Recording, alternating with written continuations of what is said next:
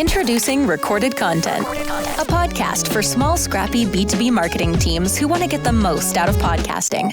In each episode, we capture stories from industry experts and podcasters. Listen in and uncover what it takes to launch, run, and grow a successful B2B podcast. Check out and subscribe to the show on Spotify, Apple, or wherever you listen to your favorite shows. Let's jump in. Hey, this is Tristan. I'm the co-founder of Motion and your host for this episode of Recorded Content. Recorded Content is brought to you by Motion, a done-for-you podcast agency for small, scrappy B2B tech marketers. This episode of Recorded Content features me and Justin Brown, my business partner at Motion and the other co-host of Recorded Content. When you're hosting your company's podcast, it's important to be prepared, especially if you're conducting an interview with a customer or industry influencer. And not only do you want to be prepared, but you want to ensure you tackle a topic that ultimately helps your listeners. A lot of times, podcast hosts don't go into a recording session with a specific objective. Instead, hosts rely on the same 10 to 15 questions, and they're not able to get unique stories from their guests. So that's why it's important to create a podcast script. Now, a script can take many forms, and it doesn't have to be word for word each time. But if you want to capture different stories from guests and develop content that really resonates with your audience, then it's important to have a solid plan. So let's jump in. All right, Justin, so let's get started here. When you have a guest that's coming on Recorded Content, and you have them lined up, and your objective is to really have this good, genuine conversation. I mean, what's your mindset from the very beginning look like?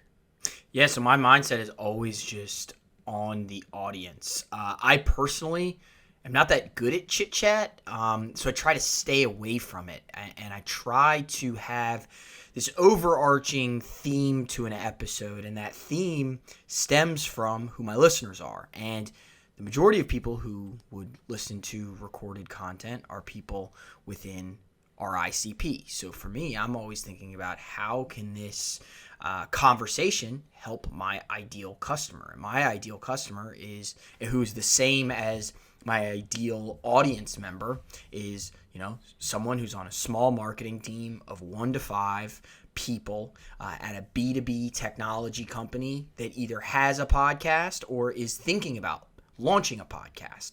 So when I'm heading into the conversation and not just only heading in, but like each time, there are these times during an episode where you kind of bring it back, right? You ask your question and then you bring it back to that central theme. And I'm always going back to my central theme, which I headed into the episode knowing what that theme was.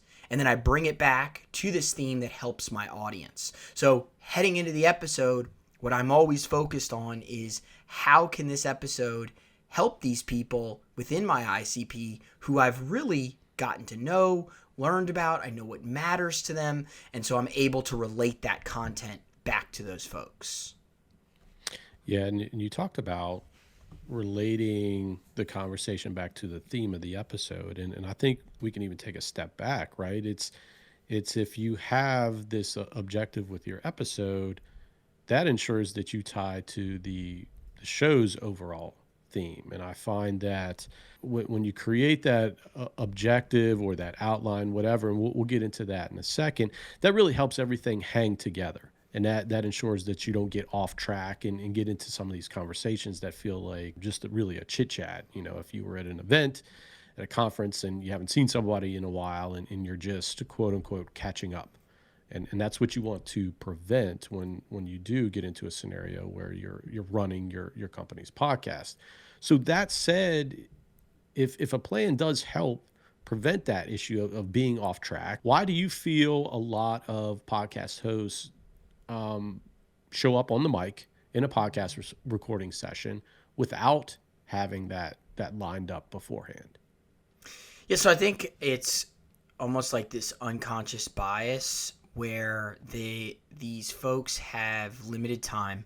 A lot of times for a B2B podcast, you have your CEO as a host or some C-level executive or a VP of marketing whose time is stretched thin. On top of it, this may or may not be a passion project. It's a little bit different when you're running a B2B podcast versus, maybe something you do for a hobby of yours or something you do on your personal time or just as a creator. And so I feel like there's this thing where because people's time is stretched thin, they then convince themselves that the conversations are better and more organic if they wing it. And so I think like you sit down and put somebody on a lie detector test and say, are your episodes better when you wing it, or are your episodes better, when you spend some time preparing? I would be shocked if anybody actually believed that heading into their episodes, just sitting down, hitting the record button and seeing where the conversation goes leads to better content. But you do see it a lot. And look, I empathize with everyone, after doing how many podcasts overall between the various shows that Tristan and I have hosted ourselves. I mean, it does take time. But for me, I know that sitting down and spending that time is also going to create something that I can be proud of later, that I don't walk out of an episode and go like, ugh, I hope that helps somebody. And so for me, I think the reason that people don't have a plan is this kind of two-pronged situation of time is stretched thin. So they convince themselves that, the winging it, chit-chat conversation is better. Yeah. Yeah. And I think another big thing, and I've even seen this as a response on Twitter, because I'm a big proponent of preparation and really planning out your episode. And I know you do that too. But what I've seen feedback, the response to that is, well, I don't want to feel robotic. So I don't want a script because I want to show up and have a natural, free-flowing conversation. And I think the distinction here is what we're advocating for is establishing a plan so that when you go into a conversation that you have an objective to really get out of that conversation. Maybe it's similar to a meeting in that way where you have a structure, not an agenda per se, but you have this outline that you want to go through, ideally that will help your audience. And I feel like that's really what I commonly hear is, as far as a rebuttal to this podcast script concept, is that, hey, I don't want to get into a conversation with someone and feel robotic. And I think that's what we'll get to here in a second is how to develop a podcast script that's not necessarily a word for word plan for how you go into a conversation so that you do feel robotic.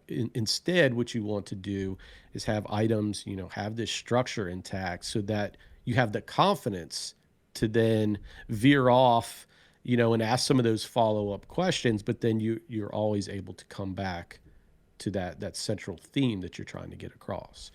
So go ahead. Do you have something? I just want to ask you a question. So, I mean, if you had to choose, though, and this would be my rebuttal to the rebuttal of I don't want to sound robotic, if I had a choice, and I guess I'll ask it to you, but if I had a choice to sound robotic but create hard-hitting content based on prepared questions that I know is going to help my audience, or kick my feet up on the desk, have a free-flowing conversation that nobody knows which direction it's going to go, I mean, which option are you choosing?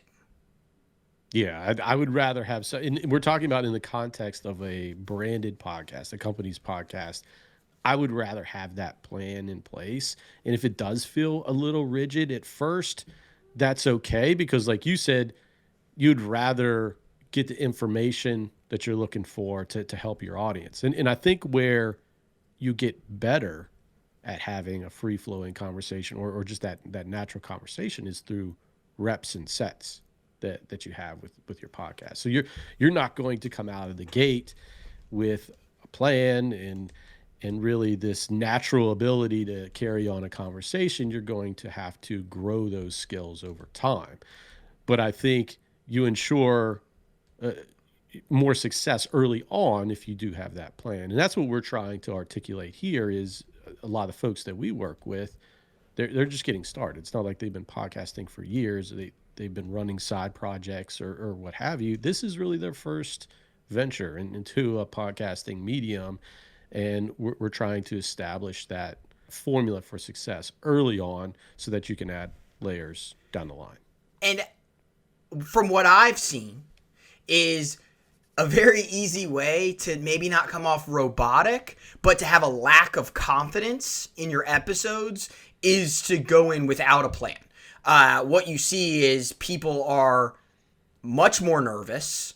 They are less confident in their skills, and what we're going to talk about is this conversation going to relate to any audience? Is anyone going to care about this if you go in and try and wing it and just have a conversation like you were having over coffee or beers or whatever, versus going in and sure, maybe you come in and we're going to get into the format of the episode, and your lead in feels a little bit robotic. You feel like you're reading. Your first couple of questions feel like you're reading. But you know what? You're getting great answers because you went in, you had a prepared plan. You knew how this episode was relating back to your audience and to the main theme of the show.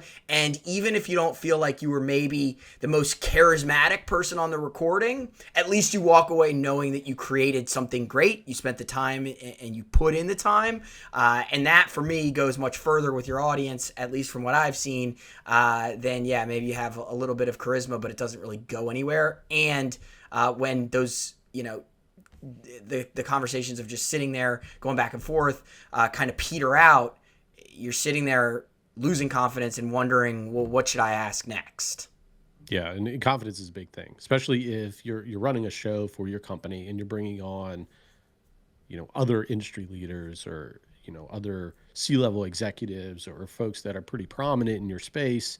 You want to have that confidence naturally. It's going to come across when you're in that recording session. So let's go to that next step. Let's help people out.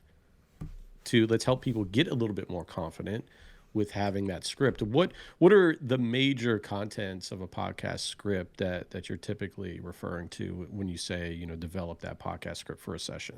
Yeah, I mean, it's basically a lot of the workings of your standard story framework, right? So the way that it works, and I'll kind of break it down, there are a few different sections that we like to highlight. So the first is your lead-in. That is where you're going to introduce your audience to the guest and to yourself. You can almost see these as like opening credits. Then you've got the setup of your episode. That's where, hey, this is what we're going to be talking about. Maybe you introduce your guest and then ask them a question or two about, their background maybe, but really the core theme or topic that you're going to be talking about.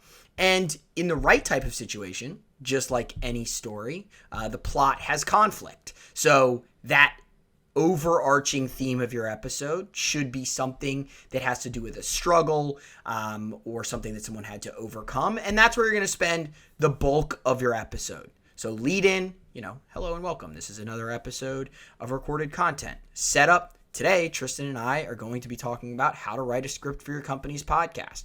Struggles and wins. We see that some people sometimes come in and they think winging it might be a better idea, or they think that the conversation won't be more organic. And then the win side of it, hey, I wrote this script and here's what happened. And here I went in with more confidence and I felt better about it. And the lessons learned is, moving forward, we try to write scripts for all of our episodes and go in with bullet points and ideas and a core theme. So we've got the lead in, we've got the setup, we've got the struggles and wins. Then you're kind of wrapping up with lessons learned and thanking the guest. And then you have your lead out. Thank you for coming to another episode of Recorded Content. So lead in, setup, struggles and wins, lessons learned, wrap up, lead out. Those are the core components of the podcast script. And they can go down all sorts of different rabbit holes as you go. I've set out on episodes with a core theme of the episode. We get into struggles. I get a layer deeper with a guest who maybe I know them okay, but I'm really getting to know them much better throughout the recording. And I uncover something and we start going down this rabbit hole, and that rabbit hole still goes back to the core theme of the show because that's where we started from, but I want to dig in more. That's totally fine. I'm not saying you need to stick to a very formulaic approach of this question, this question, this question, this question. Thanks for joining. All right, bye. But having this kind of guide that tells a story, has a plot, has a solution, has something we learned, it's going to help you a lot. Yeah, and we didn't always have this podcast script concept in place, right? We probably recorded, I don't know, 200-300 episodes before we narrowed in on this type of structure. So what has been the biggest lesson learned for you now that you are using this podcast script concept with each and every episode of recorded content?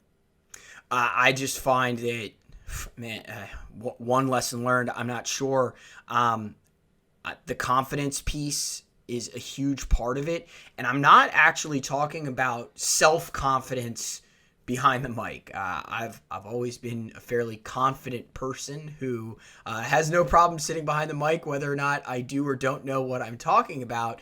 But the confidence piece that people will actually care about the content, that I know that what's going to be recorded today is going to be good. And what I mean by that is when you go in with a loose script and we're going to see where it goes, you put a lot of the ownership on the episode actually being good on the guest.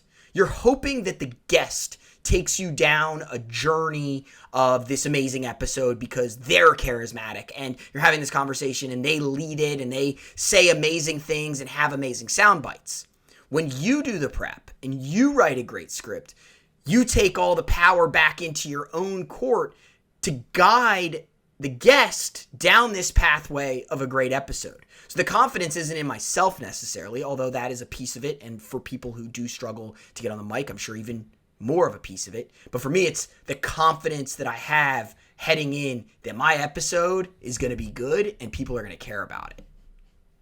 Yeah, and you mentioned being a guide for your audience, and I know we're big proponents of that concept where you are serving as that ambassador for your customer at the end of the day to help them get from one state to the next. And it's very hard to be a guide if you don't know where in the hell you're going. So I think that's what that podcast script helps is even if you do get off the path a little bit with a natural conversation, you have the ability and you have the confidence to come back to the central, the core theme that you're trying to get across within the episode itself. So, well, Justin, I think that's a good place to stop. We've covered a lot and we've outlined the major components of the podcast script that we typically use. And hopefully this will help out some other folks with their next episode. So thanks for joining us here on this episode of Recorded Content. We'll see you next time.